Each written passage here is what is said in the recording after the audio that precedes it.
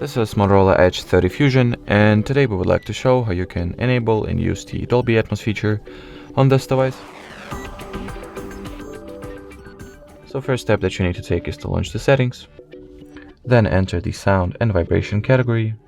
Next, right below the alarm volume, you'll be able to find the dedicated Dolby Atmos section, tap on it, and at the Dolby Atmos separate app itself, you'll be able to go into the settings, choose what mode you would like to use, so music, movie, game, podcast, or you can set some custom one.